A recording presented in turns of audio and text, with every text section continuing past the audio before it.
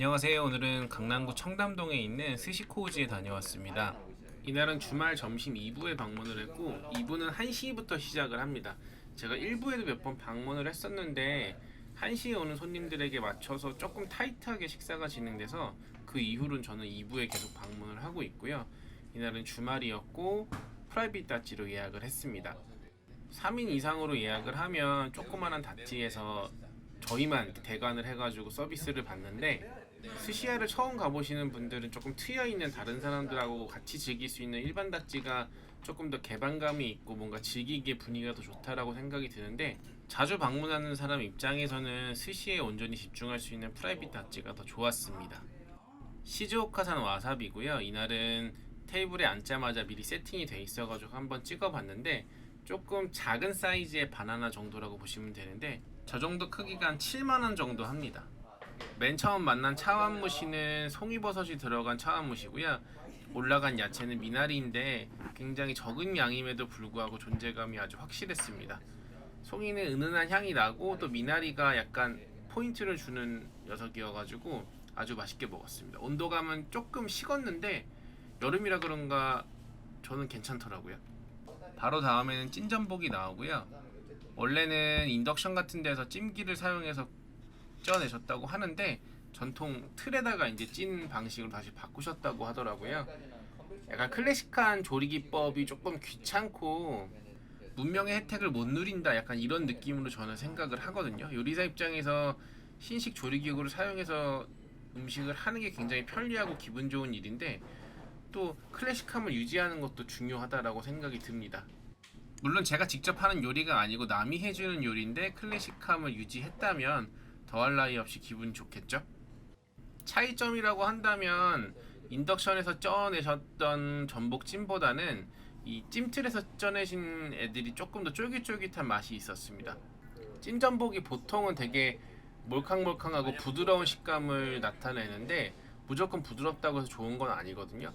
근데 첫 느낌은 굉장히 부드러운데 씹으면서 목으로 넘기기 전까지 끝에서 약간 쫄깃쫄깃한 맛이 나가지고 아주 기분이 좋았습니다. 전복은 6mm 정도 되는 녀석을 쓰시고 보통은 2조각을 주시는데 오늘 한 조각 더 주셔서 3피스를 먹었습니다. 찐전복의 특징은 저는 먹을 때 약간 맥반석 계란 같은 향이 나거든요. 그러니까 소라 쪄진 거에 맥반석 계란 향이 좀 가미된 녀석이라고 보시면 편합니다. 찐전복을 먹고 난 다음에 남은 개우 소스는 셰프님께서 초밥 밥을 주셔가지고 이렇게 비벼 먹는데, 소스가 맛있다고 다 핥아드시지 마시고 밥이랑 같이 비벼 드시면 됩니다. 시중에서 판매되는 전복김밥의 굉장히 고급진 맛이라고 보면 되고요. 다소 비리다고 생각할 수 있는데 해산물을 잘 드시는 분들은 바다 향기가 좋다라고 생각하실 만큼 풍미는 좋습니다. 근데 해산물 잘 못 드시거나 조금이라도 비린 걸 못 드시는 분들은 다소 비리다고 느끼실 수도 있어요. 첫 번째 니기리로는 광어 초밥이 나왔고요. 주시기 전, 그러니까 셰프님께서 광어를 손질하시면서 오늘은 물이 조금 안 좋다고 말씀을 하셨거든요. 살짝 불안한 마음에 시작을 했는데 말씀해주신 것만큼 퀄리티가 그렇게 좋진 않았어요. 스시코우지를 포함해서 스시야를 한 30번? 한 40번 정도 온 것 같은데 광어초밥을 굉장히 맛있게 먹었던 기억을 손에 꼽을 정도입니다. 그만큼 좀 특색이 없다라고 생각을 하고요. 저는 저녁의 경우에는 지느러미 쪽이랑 가까운 녀석을 주셔서 그런지 굉장히 맛있게 먹었던 기억도 있는데 이날 먹었던 광어초밥은 조금 묻어냈습니다. 도미초밥이고요. 셰프님께서 도미는 단풍 질 때 하고 봄에 꽃 필 때가 가장 맛있다고 말씀을 하시더라고요. 제 입에는 기름기가 조금 부족하긴 했는데 광어 다음에 나와서 그런가 굉장히 맛있게 먹었고, 디너로 방문하게 되면 도미 뱃살 쪽에 가까운 녀석으로 초밥을 만들어 주시기 때문에 조금 더 기름지고 조금 더 씹는 맛 있는 도미 초밥을 즐길 수 있습니다. 안에 녹색으로 보이는 부분은 와사비 포함해서 차이브란 녀석이 들어가고요. 차이브 향까지 아주 향긋하게 먹을 수 있어서 개성보다는 아주 무던하게 사랑받을 수 있는 초밥 중에 하나입니다. 아일랜드 쪽에서 잡힌 자연산 생참치의 오도로고요. 보통 양식을 많이 먹게 되는데 자연산은 저는 처음 먹어봤어요. 영상에서 보여지는 것처럼 기름기가 그렇게 많지는 않은데 실제로 먹어보면 힘줄이 조금 씹히긴 하는데 양식 오도로에 비해서 굉장히 골고루 분포되어 있는 지방을 느낄 수 있습니다. 오도로가 원래 지방이 많은 부위이긴 한데 양식에 비해서 자연산은 지방이 조금 더 옅은 느낌이고요. 골고루 전체적으로 분포되어 있는 느낌입니다. 양식 오도로 초밥이 약간 차돌박이 같은 느낌이면 자연산은 꽃등심이랑 비슷한 느낌이라고 보시면 돼요. 씹었을 때 지방이 느껴진다기보다는 입안에 서툴어지면서 느껴지는 지방이기 때문에 굉장히 기분 좋고, 저는 이전까지는 양식이나 자연산이나 뭐 크게 다르지 않다라고 생각이 들었는데 이날 자연산 오도로를 먹고 나서 생각이 좀 바뀌었습니다. 한치 초밥이고요. 오마카세 초밥집과 일반적으로 만날 수 있는 초밥의 가장 큰 갭이 느껴지는 초밥이라고 생각이 들어요. 식감도 굉장히 찰지고 입안에서 달라붙는 느낌이 방금 뽑아낸 떡을 먹는 듯한 느낌하고 굉장히 흡사합니다. 입안에 질척거리는 느낌을 싫어하시는 분들이면 호불호가 좀 갈릴 수 있겠는데 저는 개인적으로 이런 느낌 좋아하기도 하고, 한치 특유의 특징적인 부분이기도 하고 또 산뜻한 유자랑 같이 먹게 되니까 저는 괜찮더라고요. 오마카세에 와가지고 먹는 한치 초밥은 여지껏 먹었던 오징어류 초밥들에 대한 인식을 좀 바꾸는 계기가 됐던 것 같아요. 다른 생선 초밥들은 퀄리티가 떨어지긴 해도 비슷한 느낌을 주긴 하는데 오징어 초밥은 완전히 다른 느낌입니다. 스시코우지의 시그니처 중 하나인 구운 관자와 우니 크림이고요. 이날 우니는 조금 라이트한 느낌이었어요. 어떤 날은 우니 크림 풍미 자체가 굉장히 진한데 이건 방문할 때마다 편차가 조금씩 있는 것 같습니다. 아까미고요. 참치 등살인데 주시기 전에 간장에 절여놓고 또 간장기를 한번 빼신 다음에 주셔서 조금 촉촉해 보이는 녀석 중에 하나입니다. 항상 먹으면서 아까미 간이 조금은 아쉽다라는 생각이 들었는데 이날 한 1, 2분 정도 더 담가두신 건지 간이 제 입맛에는 딱 좋았어요. 참치 뱃살 초밥을 맛있게 먹었을 때는 어찌 보면 좀 당연하다는 생각이 많이 드는데 아까미를 굉장히 맛있게 먹었을 때는 되게 감동적인 느낌이 훨씬 더 큰 것 같아요. 여지껏 먹으면서 조금은 아쉬웠던 간기가 이날은 저한테 딱 맞아서 그런지 아주 맛있게 먹었습니다. 줄무늬 전갱이고요. 여름에 제철이고 굉장히 맛있는 초밥인데 워낙 넥타의 상태가 좋다 보니까 맛이 없었던 적이 한 번도 없는 초밥 중에 하나였어요. 오죽하면 셰프님께 제가 만들어도 맛있을 것 같다고 할 정도의 녀석인데 사시미로도 먹어보긴 했는데 초밥으로 먹었을 때 가장 맛있는 생선이 아닌가 싶어요. 뒷주방에서 바로 만들어주신 계란말이고요. 만들자마자 바로 서브되기 때문에 나오는 타이밍은 좀 제각각이긴 합니다. 일반적인 일본식 계란말이를 생각하셨다면 안 단 느낌이기 때문에 한식 계란말이에 비교해서는 굉장히 기름지지 않고 담백하고 부드러운 계란말이라고 보시면 돼요. 샤리와 단새우 그 위에 우니가 올라갔는데요. 우니는 멕시코산 우니고 해역이 비슷하기 때문에 캘리포니아산이라고 봐도 무방하다고 합니다.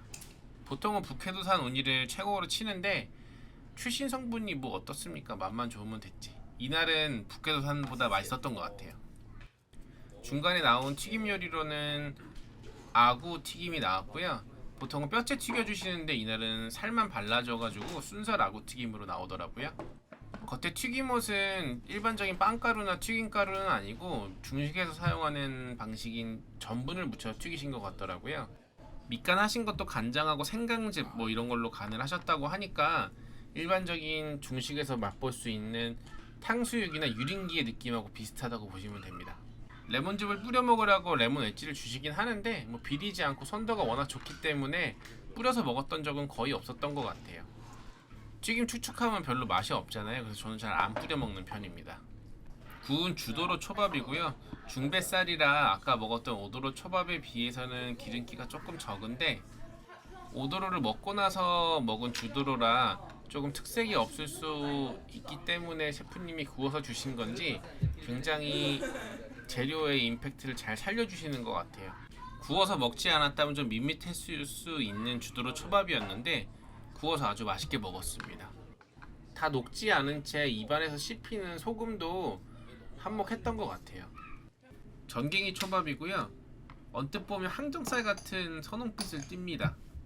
정용화 셰프님께서 말씀하실 때는 전갱이류 초밥들은 선홍빛, 약간 분홍빛을 띠는 게 선도가 가장 좋은 녀석들이라고 하시더라고요. 초밥으로 나오기 전에도 네타의 상태만 봐도 어느 정도 맛일지 느껴지신다는데, 입에 넣었을 때 약간 꾸릿꾸릿한 맛이 나가지고 숙성을 하신 건지 여쭤봤더니 이게 정갱이 기름이 많이 올라와서 기름 맛이라고 하시더라고요. 굉장히 고소하고 이 기름진 생선을 먹었을 때 느껴지는 생선 기름 맛이 굉장히 많이 났습니다. 제가 좋아하는 지라시 스시고요. 생선 구성은 그날그날 따라 조금 다른데 대게살이 올라오는 경우도 있고요.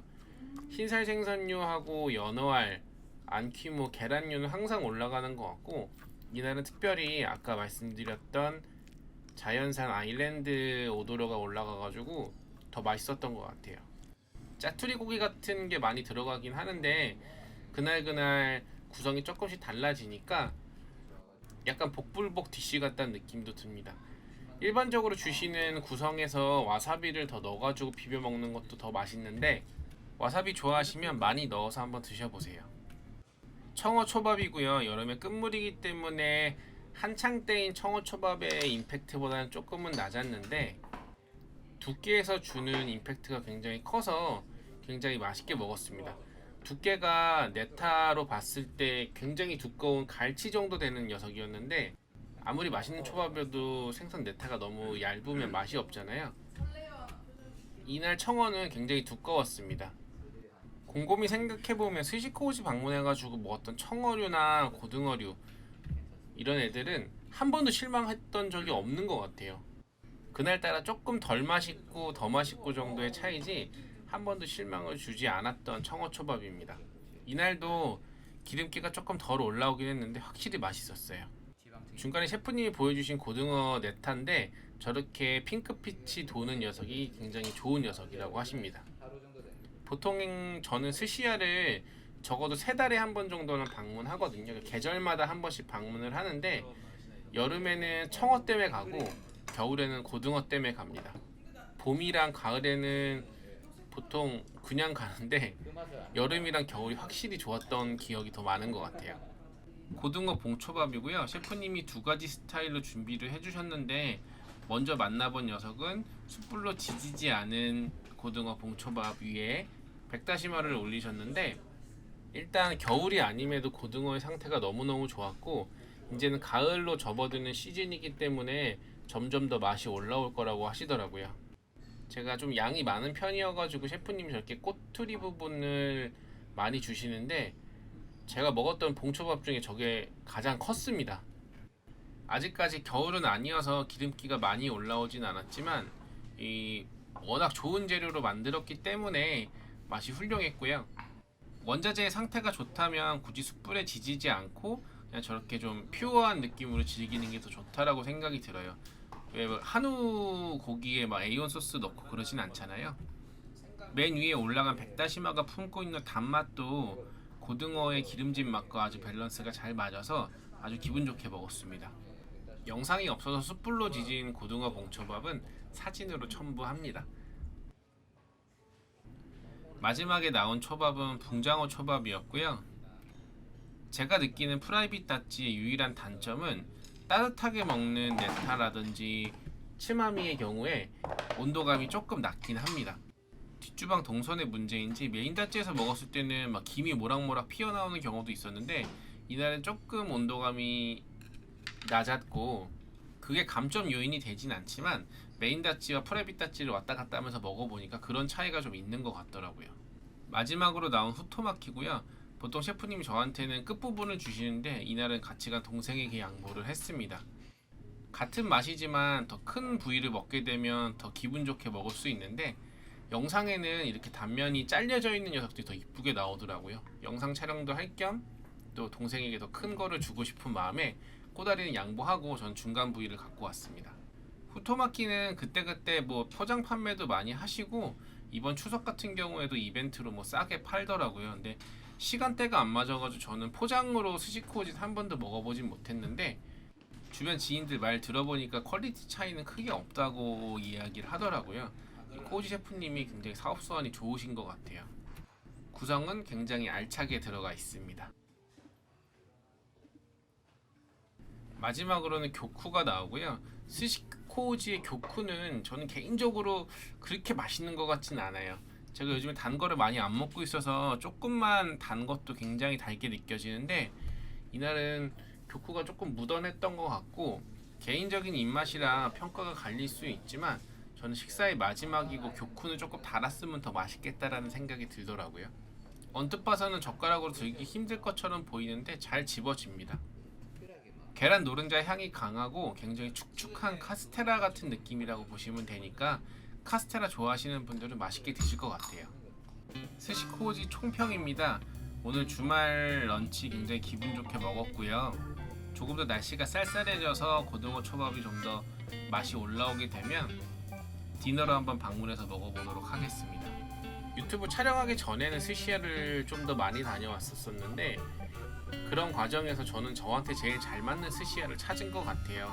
아직 스시는 방문하지 못했고 약간 너무 난이도 높은 예약 난이도에 좀 거부감이 있어서 그런가 한 번쯤 기회가 된다면 방문하고 싶긴 하지만 여지껏 방문했던 곳 중에 가성비 가심비는 스시코우즈가 제일 좋지 않았나 싶습니다. 평일 런치는 12만원이고 주말은 11만원입니다. 차이는 만원 차이고 주말 같은 경우에는 앵콜 스시가 없기 때문에 그런 퍼포먼스적인 부분을 생각하시는 분들이라면 잘 선택하셔서 방문하시길 추천드리고 주말은 거의 예약하기 힘드니까 보통 한 달 전쯤 예약하시는 거가 좋을 것 같고요.